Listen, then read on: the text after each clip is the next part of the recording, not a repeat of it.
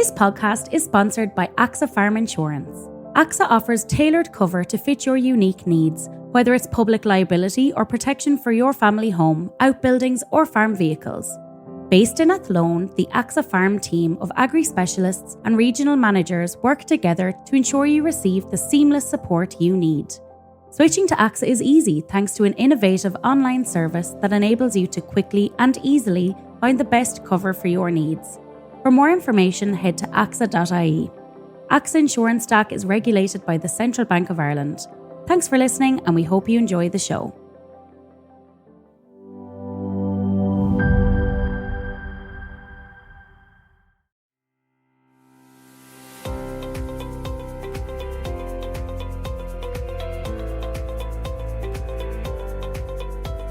Hello and welcome to the last in this season of the Agri-Focus podcast, brought to you by Agriland in association with AXA Insurance. I'm Stella Meehan and I'm joined today by Professor Achim Schmellenberger, who is Associate Professor in Microbiology at the University of Limerick, to discuss Listeria in our food chain. So earlier this month, Ballymaguire Foods temporarily suspended all production at one of its facilities as a precautionary measure following a recall of various branded prepared meals and side dishes. The Food Safety Authority of Ireland had issued recall notices on various Ballymaguire's Foods products due to the possible presence of Listeria monocytogenes. Now, more than 140 individual branded dinners and side dish products were recalled, including, for example, products from Tesco, SuperValu, Centra, Aldi, and so on. The FSAI published a full list of the recalled products on its website and requested retailers to remove the implicated products from sale and display recall notices at that point of sale. So the Food Safety Authority also advised wholesalers and distributors to contact their affected customers and recall the implicated products and provide a point of sale recall notice to their retailer customers. In the past week or so, sadly, one adult has died from the rare listeriosis infection and 8 other cases have been identified. So first of all, Professor Schmellenberger, please explain to our listeners what Listeria is and where it comes from, because I think a lot of people maybe never have heard that term before. So basically, Listeria monocytogenes is a bacterium, as you mentioned already, and it can be almost everywhere. That is one of the problems. So it can be in soil, it can be on plants, it can be on animal excrements. It's very good at surviving in factory settings. So if you think about processing any type of foods, storing foods, cold storage, that is where they can survive and thrive and grow in numbers. They can then get contaminating the food. And one of the key aspects of Listeria monocytogenes is that it grows at cold temperatures as well. So that means if you have your food product, you put it in your fridge, leave it there for several days, Listeria is keeping growing, increasing numbers. If it increases numbers enough, if you eat it then without heating, then you could get sick potentially. Okay, it's a really resilient, I suppose, bacteria in that sense. So yes, it has been repeatedly found in environments where we do cold chain storage. So if you think about soft cheeses, cheeses that are in ripening cellars at low temperatures, if Listeria gets into these cellars, then they can get onto the cheese. The cheese is ripening there for a long period of time. So that means then they can grow on these cheeses. We've seen that in factory settings where everything is cooled. If there's a contamination somewhere, they are very good at persisting in these environments. They can also survive some disinfectants maybe. And if you have something at cold storage, many other pathogens will stop growing. Listeria will keep on going. So that is the difference. And with this kind of bacteria, I'm assuming that food companies would always be wary, they'd be very, very cautious to make sure that this bacteria doesn't get into the food chain. Yes, I mean, they do regular testing. That is why we have the recalls. There's a new recall out there. So it's not only the foods that you mentioned, but there are also lots of leafy vegetables that are recalled now. Only yesterday that came. Yeah, such as spinach. Yeah. Correct. So we have done our research nearly 10 years on spinach and leafy vegetables and how Listeria monocytogenes grows on these products.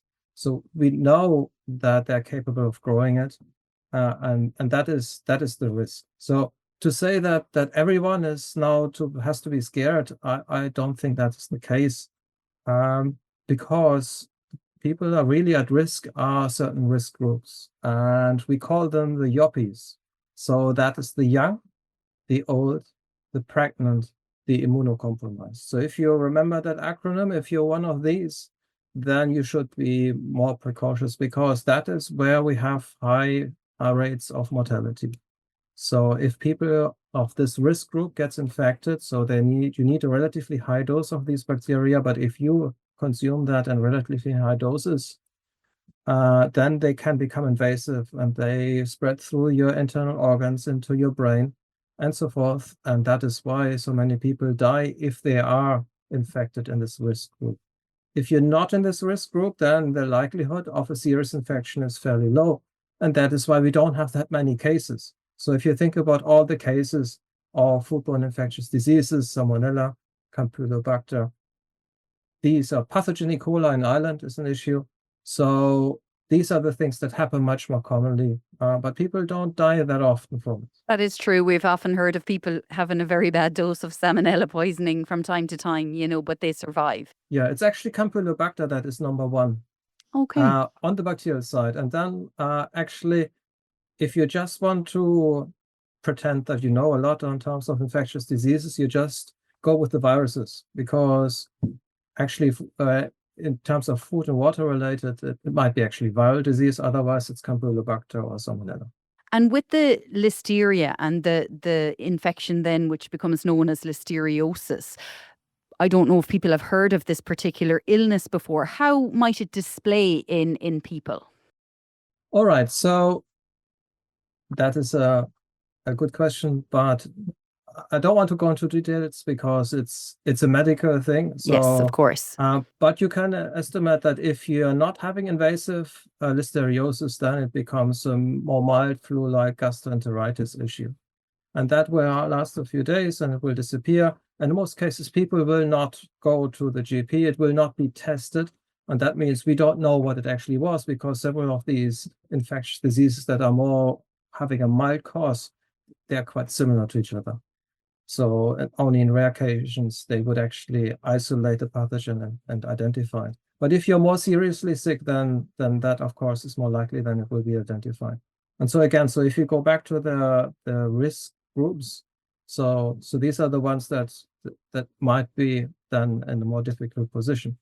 Now, it can take some days to actually manifest itself, and because you have this potential systemic infection, so that is where things become serious. So that means you have the infection of your brain, you have inner organs that are infected, maybe failure, so probably you go into intensive care. So you really get seriously ill, but it can take a long time. So it can take several weeks after consumption even. And it was interesting you mentioned earlier there about the soft cheeses, and particularly, over the years, you would always hear that pregnant women, for example, are advised to avoid soft cheeses if they can. Is it because of that very reason, that bacteria? Correct. Yes, exactly. That is the reason, because in the 1980s, there were several outbreaks where people have died from the risk groups, including pregnant women that actually got seriously ill or died, or where the fetus died. And that is why we have this general recommendation. And in terms of the rate of listeriosis or the spread of listeria within a country, certainly, because we work in agriculture and we cover topics on the food chain a lot, we're probably more privy to that particular term or that particular bacteria than the general public. I feel the general public probably wouldn't have heard of listeria that awfully often. So are we a country that has a good rate of not getting this kind of infection? There are not that many data out on listeriosis. We also are not a big country with lots of people, but so that is contributing to that. So I don't think from the data that I've seen is that we are particularly high or low. when it comes to Listeria in the European context. We know that we are good at pathogenic coli in Ireland in terms of good that we have more cases, because we have a lot of cattle and so forth. And in some other salmonella, we're actually better than the EU average. Excellent. And with the I suppose with the Listeria in a food chain, I mean, can you ever identify a source of where the bacteria came from? I'm sure there's investigations going on to that. But secondly, how do you deal with it once you identify it as the bacteria? How do you deal with it, for example, as you mentioned earlier, in the likes of a factory setting? How do you get back to normal, as they say? Testing, definitely. That is something that we actually do at the moment in a research project that is financed by the Department of Agriculture. So that means we go into a farm setting, or we can take soil samples, we can take water samples. Our colleagues in Chagas, they actually also take bird droppings, they collect insects. So we try to find all potential sources. We go into the factory setting, so storage areas in particular, and any other contact areas where our partner, or basically any farmer that or producer who wants to participate, they can indicate where they want us to actually test, and then we try to follow the whole process to see if there's any potential risk. And effectively, in this case, they probably do that as well, where you have a recall, just that they have certain certified labs that do the same procedure. So that means hopefully they can identify where it's coming from. If they don't, then most likely it is somewhere in the factory setting. So that means you probably have to do a deep clean, disinfectant, test again, and see if the source has disappeared. I see. And with it being primarily coming from maybe soil, water, or from plants, is it a case that the bacteria gets into the food chain perhaps through the animal? Say, for example, if it's an animal product, is it because maybe the animal ingests the water that might be contaminated with Listeria, or the plants, and then subsequently through the chain goes up to the food production facility? The food production, so the type of contamination can be quite complex, because we know that Listeria can be in soil. And so there have been studies where they have shown that if you have rain, heavy rain, then you can have splash from the soil, let's say onto your spinach or your lettuce. We have tested the growth behavior of these bacteria on these products, and so they can grow very well. Not all the time in all circumstances, but in certain circumstances they grow very well on these products. So when you take the product into the processing plant, then they can be distributed around. They may not be completely eliminated, because depending on the food product, you may not be able to do harsh treatments. So if you think about ready to eat, but raw ingredients, then that is a problem.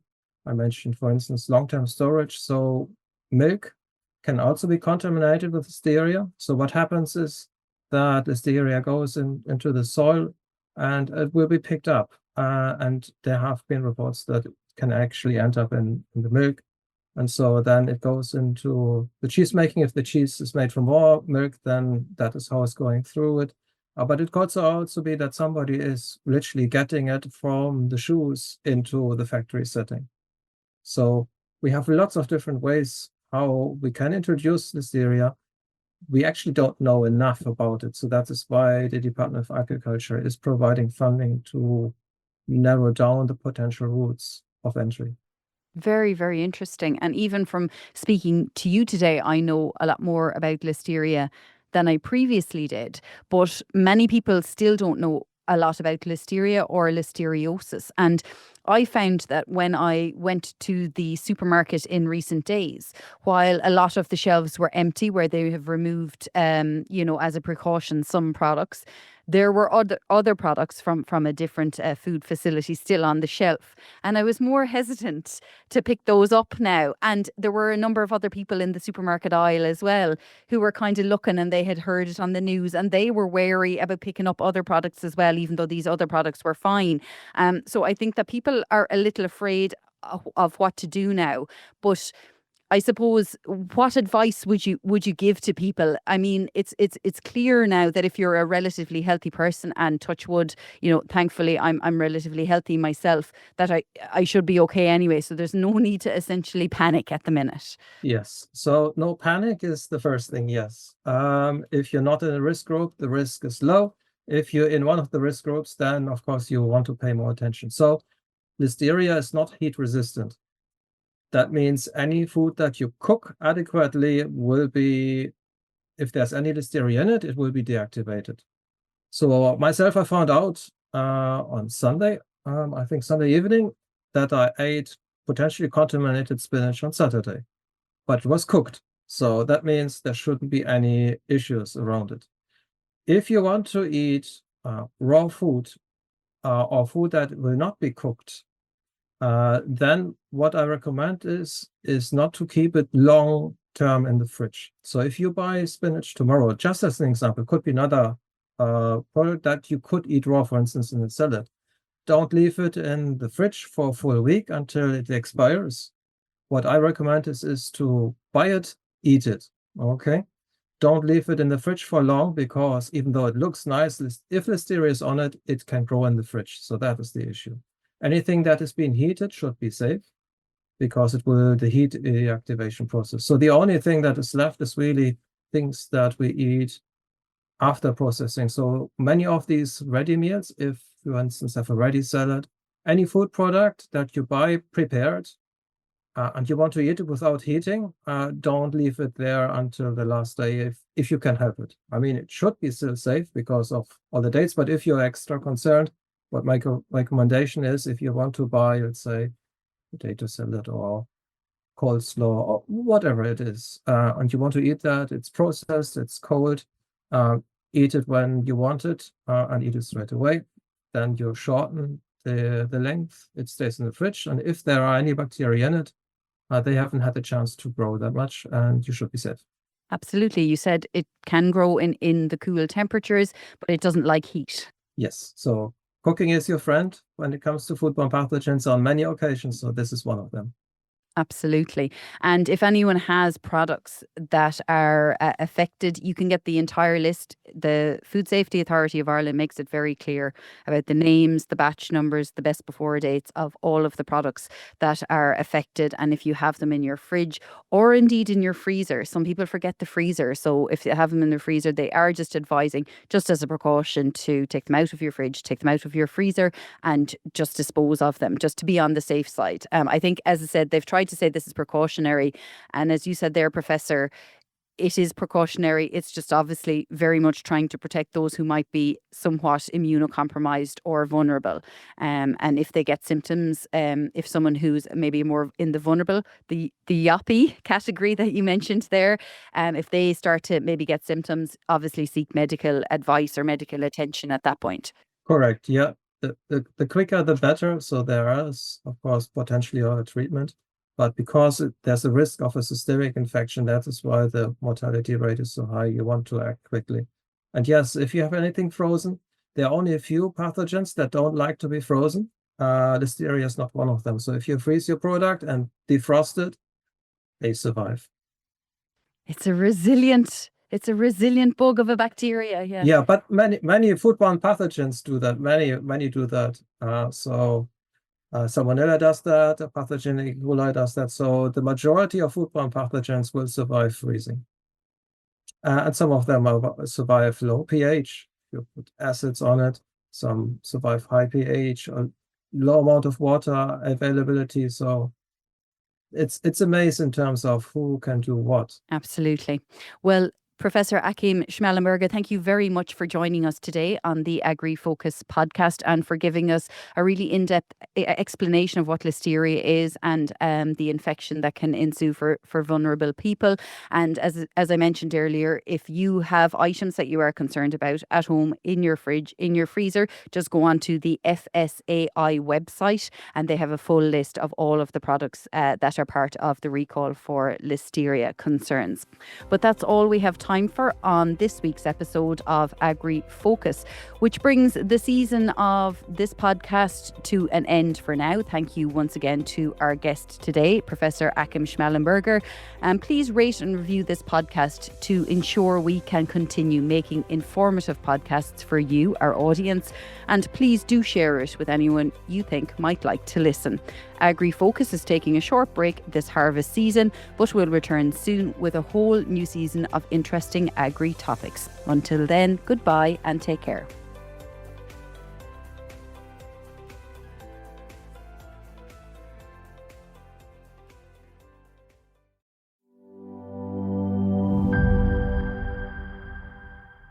This podcast is sponsored by AXA Farm Insurance. AXA offers tailored cover to fit your unique needs, whether it's public liability or protection for your family home, outbuildings or farm vehicles. Based in Athlone, the AXA Farm team of agri-specialists and regional managers work together to ensure you receive the seamless support you need. Switching to AXA is easy thanks to an innovative online service that enables you to quickly and easily find the best cover for your needs. For more information, head to axa.ie. AXA Insurance Stack is regulated by the Central Bank of Ireland.